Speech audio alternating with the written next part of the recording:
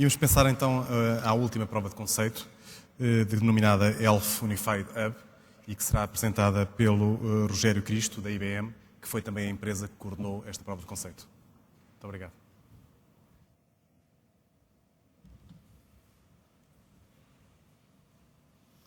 Primeiro que tudo, boa tarde. Estou? Boa tarde a todos. Cumpre-me apresentar esta prova de conceito sobre o Health Unified Buzz, ou o Hub de Informação da Saúde. Porquê este nome e o que é que se pretende com esta prova de conceito? Primeiro que tudo, um hub na perspectiva da plataforma que permite a troca, neste caso, de informação entre os vários intervenientes no processo de saúde e da informação relacionada com a saúde. Porquê da informação? Pensa-se, estima-se que diariamente são gerados qualquer coisa como 5 petabytes de dados no mundo inteiro. Esses dados só farão sentido, só serão informação na realidade, quando, primeiro, estiverem enquadrados em algo que faça sentido e, segundo, estejam disponíveis para o seu acesso e para a sua interpretação. E, portanto, neste sentido também, aqui o termo de informação como os dados referentes ao processo de saúde que estejam disponíveis, que façam sentido e que aportem valor para a saúde. E aqui a saúde e não, digamos, o comatar da doença. As tendências atuais na área da saúde, digamos, podem ser resumidas mais ou menos a estas. Primeiro que tudo, o foco no utente. Não tão o foco nos serviços ou nos prestadores, mas mais no utente do processo de saúde. E cada vez mais o foco na saúde e não na prevenção e na manutenção da saúde. Ok? Segundo aspecto que é importante e que condiciona muito hoje esta área é a mobilidade, quer dos utentes, quer dos profissionais. E esta mobilidade pode ser vista de duas perspectivas. E são as duas perspectivas interessantes. Uma é a necessidade de eu me deslocar, no sentido de mobilidade, e, portanto, de eu me deslocar a outro local e ter acesso à minha informação.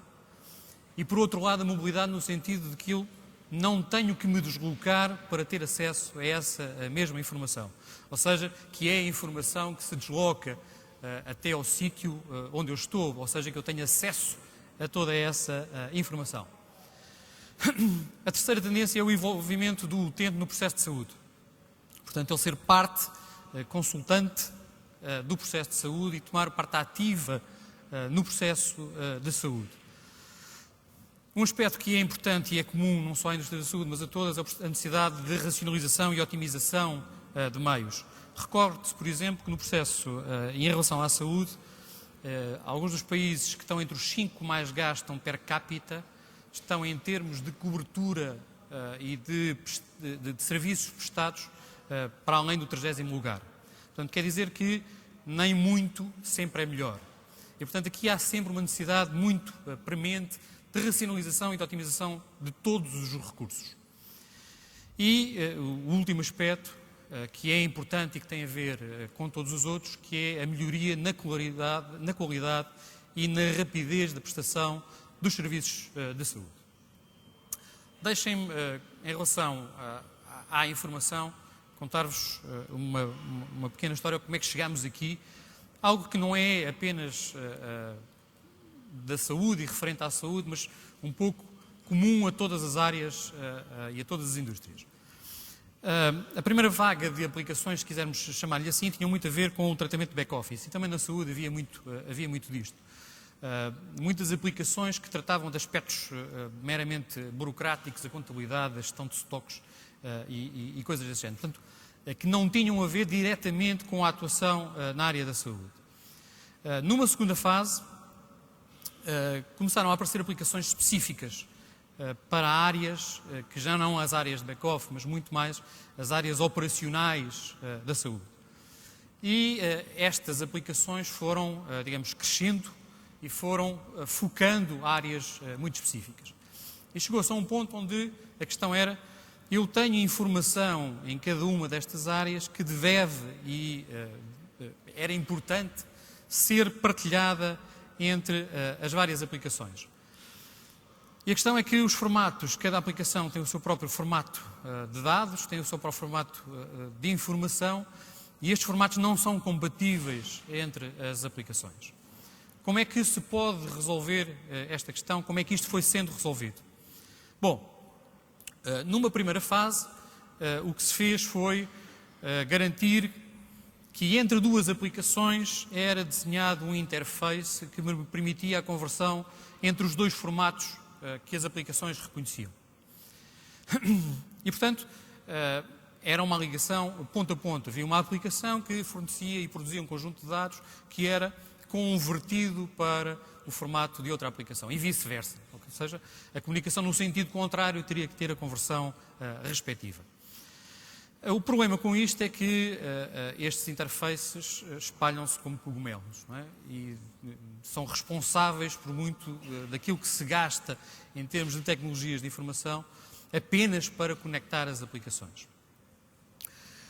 Uma segunda, digamos, forma de abordar esta questão é dizer, bom, eu tenho entre as minhas aplicações, dentro de um determinado local de prestação de serviços de saúde, eu construo uma plataforma que me permite ligar todas estas aplicações e trocar informação entre estas aplicações. Portanto, construir uma base comum de troca de informações entre as diversas aplicações.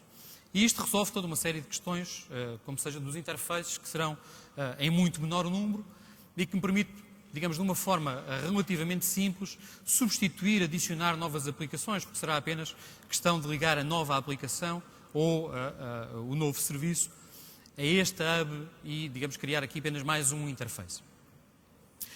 A questão surge sempre que eu tenho que ter de alguma forma, uma forma canónica, se assim quiserem chamar, uma forma standard neste layer intermédio que me permite ligar as várias aplicações. A questão surge é, bom, e se eu pretendo ligar esta unidade a uma ou outra, que tem provavelmente outras aplicações com outros formatos e que tem provavelmente esta plataforma de interoperabilidade também diferente da minha. Mais uma vez eu preciso de conversão de protocolos, preciso de criar aqui um interface que conheça os dois lados e que consiga comunicar entre os dois lados. E se começarem a pensar que têm várias unidades, não têm apenas duas, vai ser necessário criar um hub regional que liga as várias entidades e vai ser preciso ligar um hub que liga as unidades regionais e por aí adiante. E, portanto, é um pouco hoje este o estado, digamos, da informação da saúde. Existe troca de informação entre as várias aplicações da mesma unidade ou do mesmo grupo de unidades de saúde, mas não existe uma forma standard, fácil, de trocar informação entre todos os sistemas envolvidos. Bom, quais são os objetivos, então, da prova de conceito e do que estamos aqui a falar? Primeiro que tudo, permitir o acesso aos dados, portanto, digamos, criar a informação, independentemente da sua origem, ou seja, independentemente da aplicação que os criou e independentemente da sua localização física. Segundo, garantir os níveis corretos de privacidade e segurança. Privacidade, porque estamos a falar de dados extremamente sensíveis, porque são dados que dizem respeito, digamos, ao foro íntimo de cada um dos utilizadores. E segurança, porque portanto, digamos, estes dados só poderão ser acedidos em determinadas situações e mediante a autorização expressa, em alguns casos, dos utilizadores. Incentivar a colaboração entre os profissionais de saúde, também esta plataforma, digamos, e a troca e o conhecimento que os profissionais de saúde podem ter de outros atos que já foram praticados, de meios complementares de diagnóstico e terapêutica que já foram elaborados, permitirá a colaboração entre os profissionais de saúde e potenciar a utilização quer de ferramentas, quer de processos, quer de técnicas inovadoras. E, digamos, o que se pretende aqui é construir uma plataforma que permita a criação à volta dela de todo um conjunto de serviços inovadores que potenciados pela disponibilidade da informação de onde quer que ela exista. Bom, Neste sentido, esta prova de conceito é, talvez, das que foram apresentadas até agora, a mais estruturante, a mais básica, a mais ligada à infraestrutura. E, digamos, o que pretende fazer é construir uma plataforma de comunicação e de troca de informação construída em vários layers. O primeiro será o de governance e monitorização. É imprescindível que existam aqui modelos e processos bem definidos de gestão e manutenção de toda esta plataforma e que existam formas bem determinadas de garantir que a plataforma está disponível. Sendo ela um elo fundamental na ligação entre os vários intervenientes, é também fundamental conhecermos, digamos, o seu estado de utilização e mantê-la no ar, digamos, ativa. Um segundo nível de segurança e privacidade. Portanto, garantir que o acesso aos dados é apenas aquilo que é autorizado para cada um dos perfis dos utilizadores deste sistema. Por último, um último layer com vários componentes. Um primeiro de transporte e composição, no sentido em que eu posso ter duas entidades que apenas pretendem o transporte de um conjunto de dados, ou posso ter necessidade de compor dados, ou seja, de ir buscar dados a vários sítios, compor um novo dado, uma nova informação e disponibilizar esta informação composta. E, portanto, na necessidade aqui de haver quer a transposição, a transporte puro, quer o transporte com alguma composição. E, por último, a externalização de tudo aquilo que não tem a ver diretamente com o transporte. O motor de regras, os processos de fluxos e de gestão dos próprios processos devem ser, digamos, integrados também neste layer. E, por último, mas não menos importantes, os mecanismos de comunicação e os protocolos de comunicação. Mais uma vez, se pretende que este buzz seja baseado ele todo em estándares de indústria, que são reconhecidos e que são utilizados em situações semelhantes, e o que se pretende é que de cada um dos formatos existam conversores para esta forma canónica de comunicação. Nos dois sentidos, portanto, da forma de cada um dos sistemas para a forma canónica e desta para cada um dos sistemas.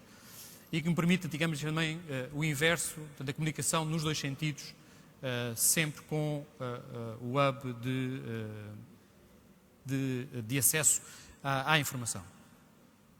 Bom, metodologia de implementação deste modelo. Primeiro que tudo, definir um modelo de governance. Existem toda uma série de questões que têm a ver com a metodologia da gestão do programa. Isto implica muitas unidades, implica muitas entidades distintas associadas ao processo da saúde, implica questões legais que têm a ver com a própria privacidade dos dados e com as questões de segurança de acesso aos dados. Os direitos e responsabilidades associados à partilha destes dados, ou seja, eu posso não aceder a estes dados para a informação estatística, mas posso aceder até que ponto e com que nível de acesso. Por outro lado, adotar as melhores práticas na indústria e utilizar casos já conhecidos e em prática noutros sítios e utilizar estándares de indústria. Existem um conjunto de estándares perfeitamente definidos para a maior parte da informação que tem que fluir neste hub e, portanto, potenciar a utilização destes estándares e garantir que a solução, além de flexível, é segura e escalável. Ou seja, que comporta a adição de cada vez mais componentes de uma forma segura. E garantir sempre o valor do serviço pela necessidade de negócio e garantir a sustentabilidade de todo este sistema. Em termos de características da própria plataforma, o que se pretende é uma plataforma que implemente os estándares da indústria e isto é um ponto que é fundamental. Não se deve inventar aqui mais. Existem standards perfeitamente conhecidos e já utilizados. A plataforma deve ser segura e ter garantias de segurança, redundante e resistente a situações de desastre, porque se temos aqui a passar informação de saúde e informação que é vital, numa situação de catástrofe ou desastre, é importante que também esta infraestrutura se mantenha ativa. Okay?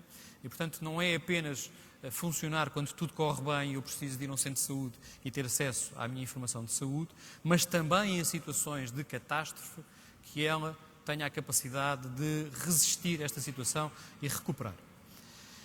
Que integre com outras plataformas, com todas as outras plataformas das várias unidades e dos vários sistemas disponíveis e que seja extensível no sentido de adotar novos estándares, no sentido de permitir que novos sistemas sejam adicionados.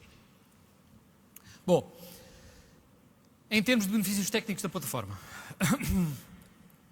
primeiro, o acesso à informação de cada utente, independentemente da sua localização, portanto, da localização do utente e independentemente da origem e localização dos dados. Ou seja, mais uma vez, que permita a mobilidade dos utentes, mobilidade no sentido de eu me deslocar ou de não me deslocar, e permitir que toda a informação que seja produzida pelos vários atores do processo de saúde esteja disponível em qualquer momento. E que também, e isto é extremamente importante, que a plataforma garanta quer os modelos distribuídos, quer os modelos centralizados, quer os modelos mistos. Uma das questões que se pôs em relação a esta plataforma era até que ponto é que entrava em conflito com, por exemplo, o registro de saúde eletrónica. Na realidade não entra, porque o registro de saúde eletrónica, pretende é um repositório, já vamos ver um bocadinho mais à frente, um repositório de informação de saúde comum, e digamos o que esta plataforma faz é potenciar esta existência. Porquê? Porque permite o acesso à informação distribuída e, digamos, a criação destes pointers centralizados.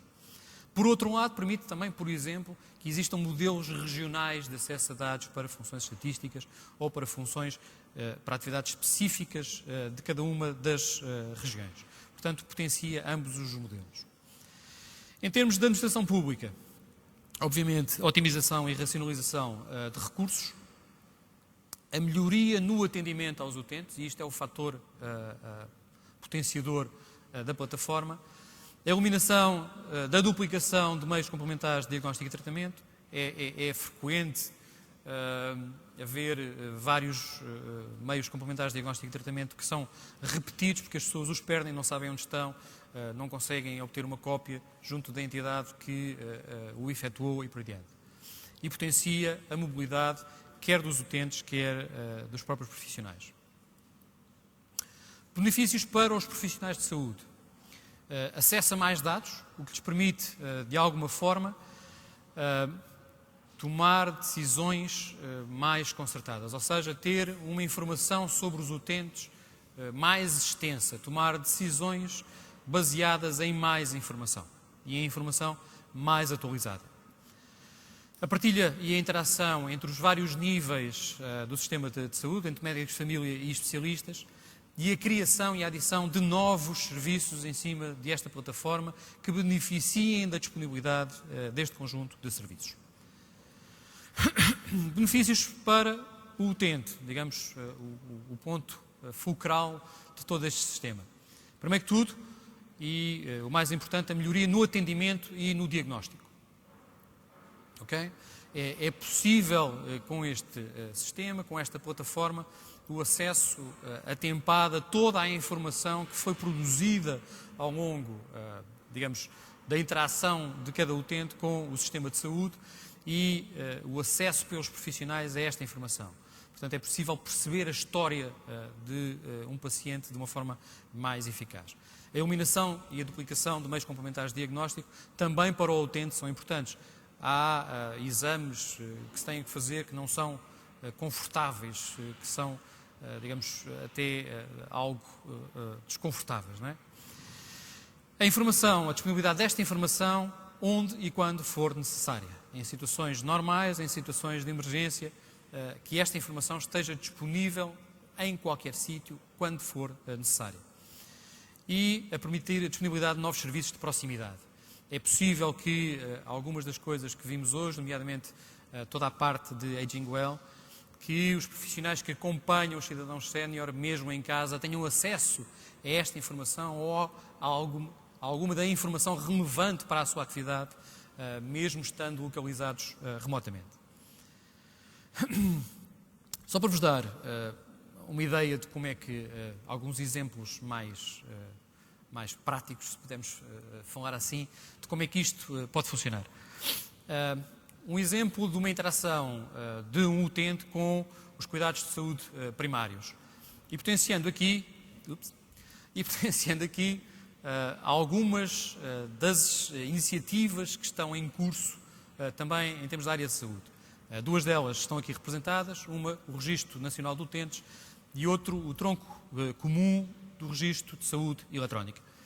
Muito rapidamente, porque o tempo também se está a esgotar, o que é isto do Tronco Comum do Registro de Saúde Eletrónica? Basicamente é, segundo o plano que existe atualmente do Registro de Saúde Eletrónica, é a componente de mais alto nível da informação do utente, que tem informação básica, informação, digamos, crucial, como por exemplo alergias, doenças crónicas e alertas para estas questões, e seguidamente tem apontadores, pointers, para informação detalhada que existe em cada um dos prestadores de saúde e que criou, digamos, um diagnóstico, que efetuou o meio complementar de diagnóstico ou qualquer outro exame. Portanto, no tronco comum, o que existe é informação base e pointers para informação mais detalhada. Ok?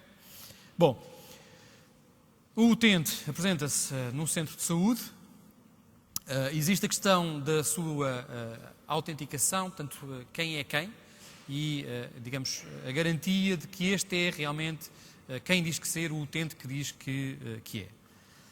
Numa segunda iteração, é efetuado um diagnóstico às suas condições e é efetuada uma prescrição.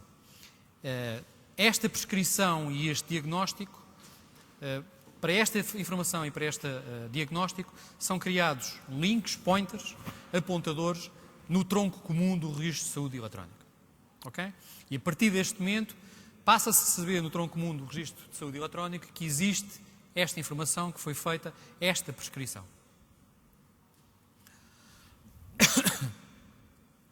Bom, o segundo exemplo é a interação com o prestador de saúde privada e, mais uma vez, existe a necessidade de autenticar o utente e de garantir que ele é quem diz que é.